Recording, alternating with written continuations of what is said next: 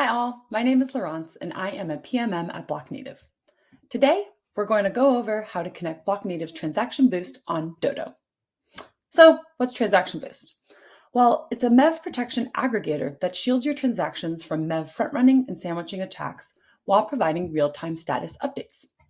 So, with Transaction Boost, you no longer need to choose between the different private transaction RPC endpoints, such as MEV Blocker, FlashBots with MEV Share, or block builders with private RPC endpoints.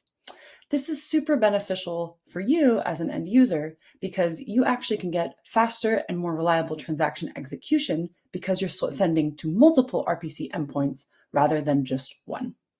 Okay, so let's go over how to hook up to Transaction Boost using DODO. So here you are on DODO, and you're going to be already logged into your wallet up here.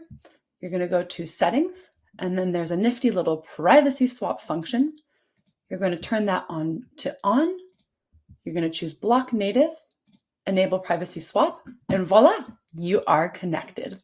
And now when you send transactions, you will be sending them privately.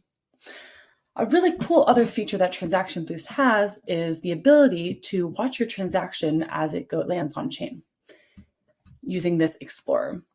So you're going to enter the transaction hash of the transaction you sent using Transaction Boost.